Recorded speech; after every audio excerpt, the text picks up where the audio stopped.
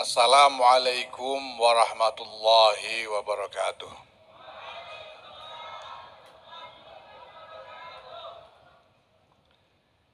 Alhamdulillah wa syukurillah wa salatu wassalamu ala rasulillah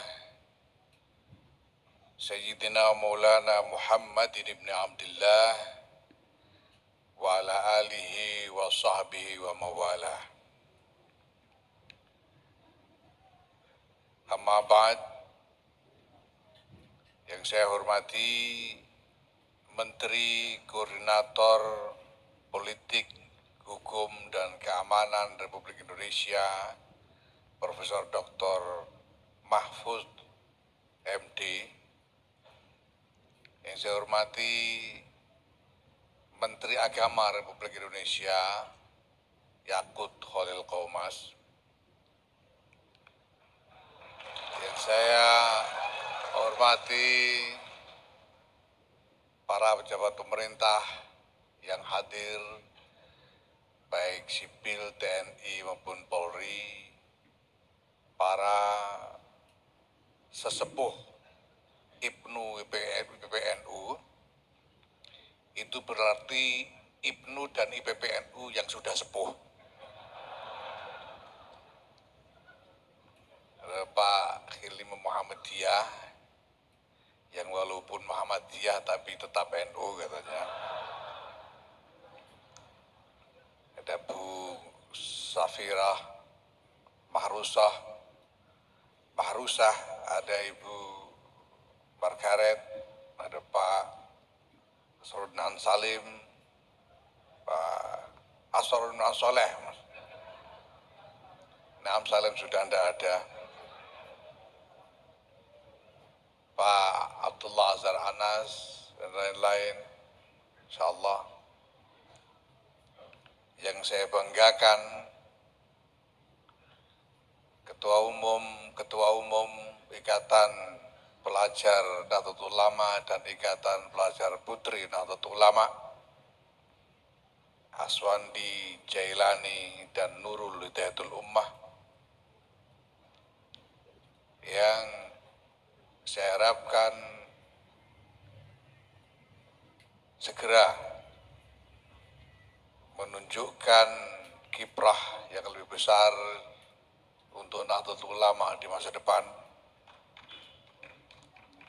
Gantungan harapan kami semua, kader-kader Ibnu IPPNU seluruh Indonesia dan peserta kongres kali ini.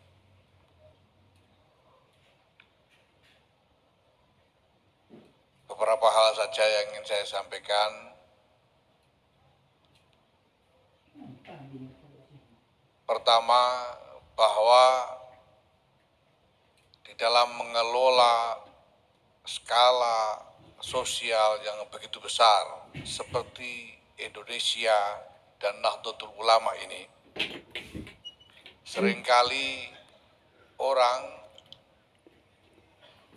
cenderung mencukupkan dengan data-data kuantitatif untuk mengukur perkembangan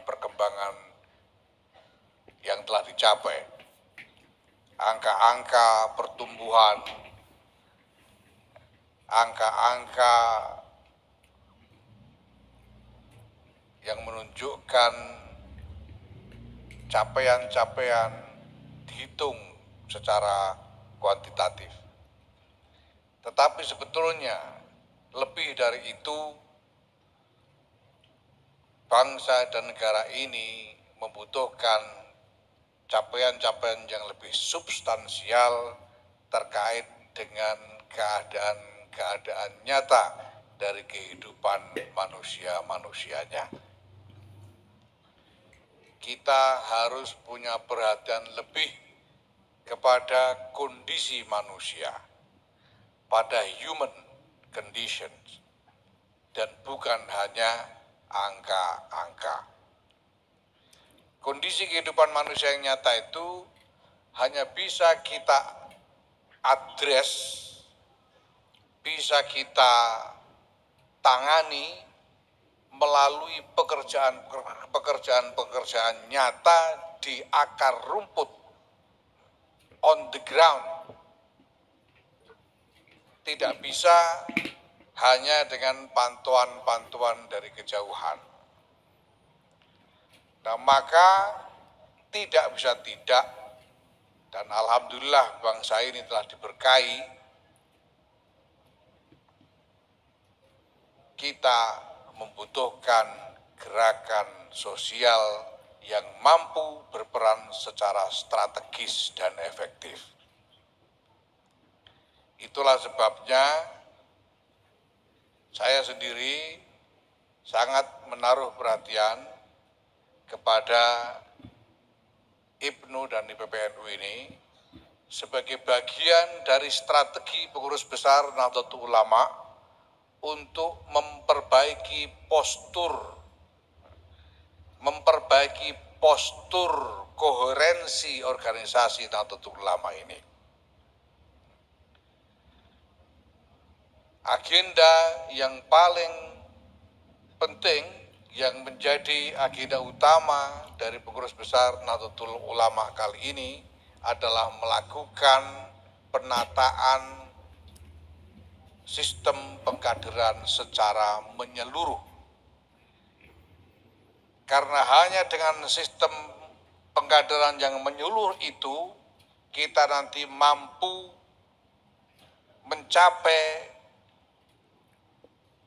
koherensi atau keutuhan, kepaduan organisasi, sehingga Nahdlatul Ulama bisa berperan secara maksimal. NU ini luar biasa besar. NU ini entitas sosial raksasa, tapi kebesarannya hanya mungkin bisa dirasakan sebagai sesuatu yang bermakna apabila Nahdlatul Ulama ini menjadi organisasi yang padu, yang koheren, yang tidak centang perenang kesana kemari secara tidak beraturan, tapi mampu bergerak bersama dalam jalur yang strategis. Dan pengurus besar Nahdlatul Ulama bertekad untuk melaksanakan ini dengan harga apapun.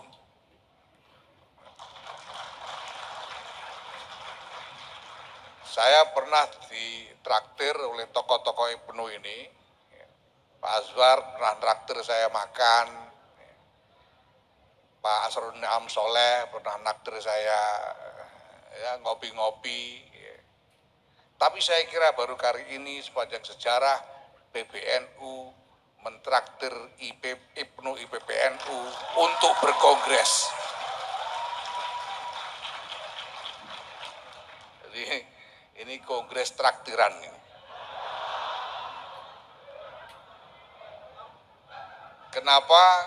Karena seperti saya katakan, PBNU sungguh-sungguh bertekad. Saya bilang ya, kami akan ngotot untuk melaksanakan agenda konsolidasi sistem kaderisasi di lingkungan Nahdlatul Ulama ini dengan harga apapun. Nah, yang kedua, saya ini generasi baby boomers, kelahiran tahun 40-an sampai tahun 60-an sampai 80-an, generasi X saya ini. Yang baby boomers itu Pak Mahfud ini. Pak Mahfud ini baby boomers. Saya generasi X. Kelahiran 60-an, 80-an. Kalau kita perhatikan, generasi baby boomers dan generasi X ini pada umumnya adalah generasi yang terlambat tua. Bung Karno menjadi Presiden Republik Indonesia umur kurang lebih 45 tahun. Pak Mahfud ini sudah lebih 60 tahun baru jadi menteri koordinator. Kiai Abdul Wahid Hasyim menjadi menteri urusan umat Islam umur 28 tahun. Menteri yang sekarang menjadi menteri agama sudah umur 51 tahun.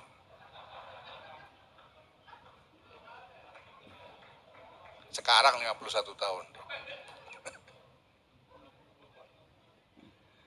Mungkin lebih. Dulu Kiai Wahid Hasyim menjadi ketua umum PBNU umur sekitar 46 tahun. Pak Idham Khalid menjadi ketua umum PBNU baru 30-an tahun. Sehingga setelah 28 tahun memimpin, beliau berhenti dalam usia sekitar 60 tahun. Ini sebetulnya tradisi yang luar biasa, bagus di NU. Gus Dur sendiri menjadi ketua umum PBNU umur 44 tahun. Saya sekarang sudah 56 tahun. Boyok sudah susah untuk diajak kompromi.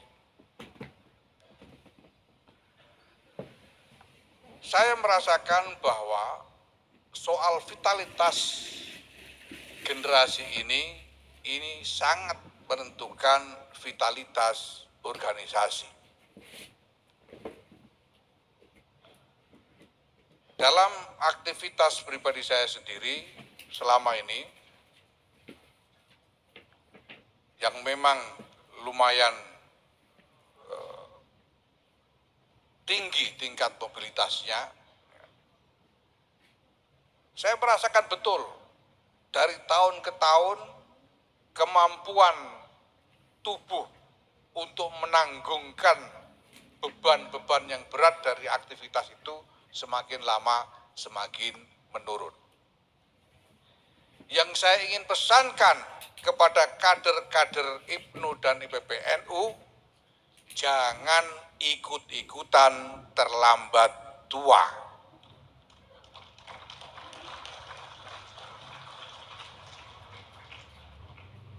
Umur kalian sekarang sudah banyak yang di atas 25 tahun. Jangan kerasan jadi IPNU IPPNU.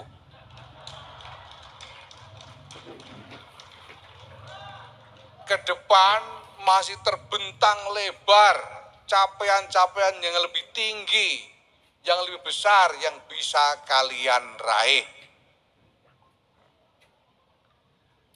Sementara di sisi lain, kita membutuhkan satu strategi untuk mengajak generasi yang lebih muda agar segera terlibat di dalam aktivisme sosial yang lebih terarah dan lebih strategis seperti IPNU dan IPPNU ini. Mungkin kalian ini sekarang adalah generasi milenial kelahiran 80-an 2000.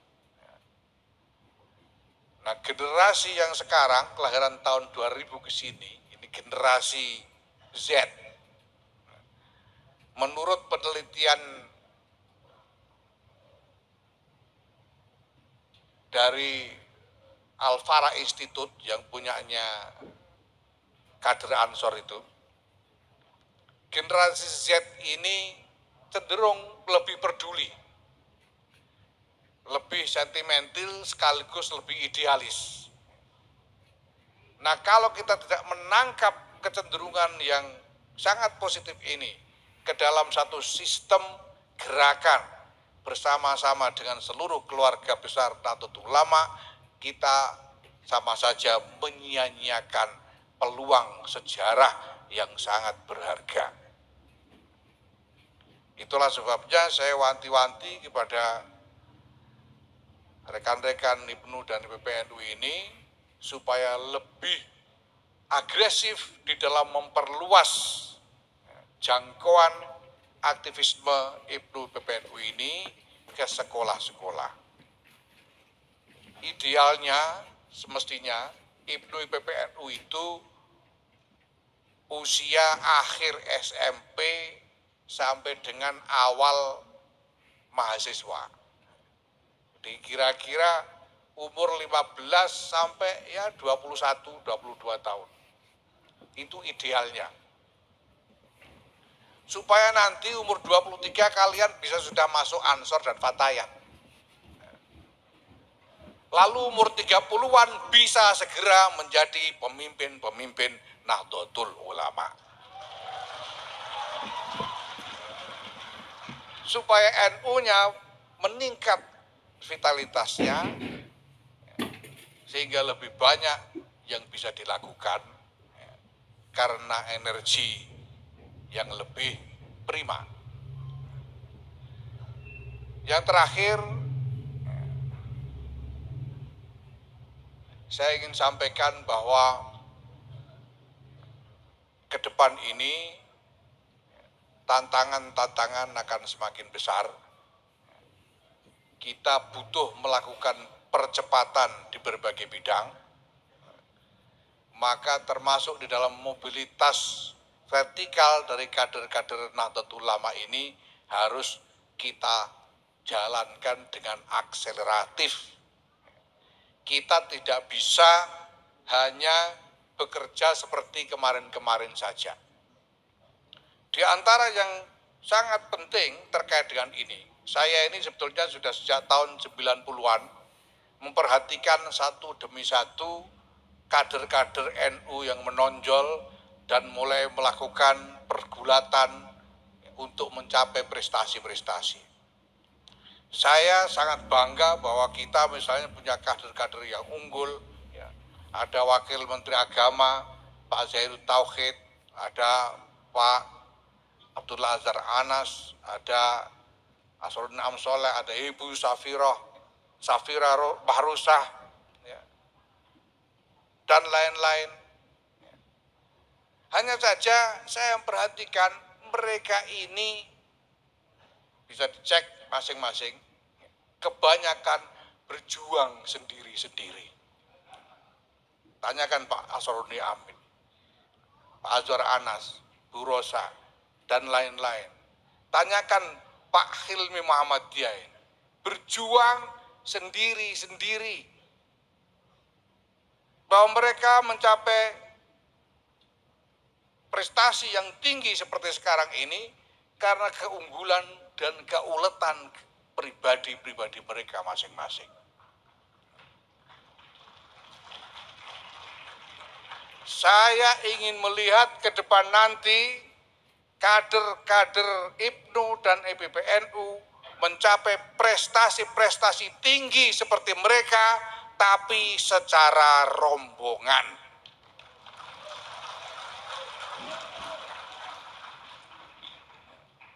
Karena dunia semakin berat. Kalau saya bilang jangan terlambat tua, ini kalau diterus-teruskan seperti ini, Pak Niam dan Pak Azwar, Bu Rosa ini bisa terlalu cepat tua. Karena harus bertarung sendiri-sendiri dari bawah sampai ke atas, sampai ke puncak. Nah, kalian semua harus memulai tradisi untuk berjuang bersama-sama supaya kalian mencapai puncak prestasi secara bersama-sama. Bapak Ibu, saudara-saudara sekalian yang saya hormati, saya kira ini saja yang bisa saya sampaikan sebagai pesan saya atas nama Pengurus Besar Nahdlatul Ulama. Saya ucapkan selamat berkongres kepada IPNU dan IPBNU.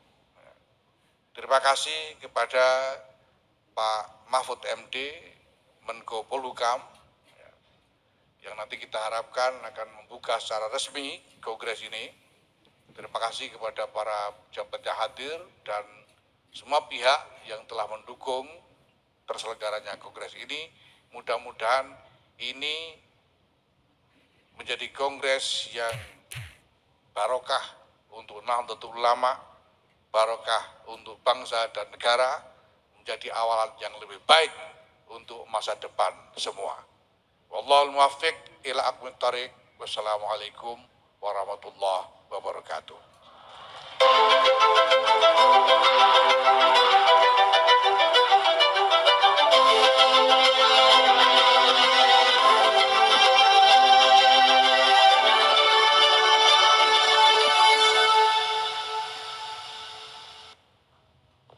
Kami aturkan terima kasih.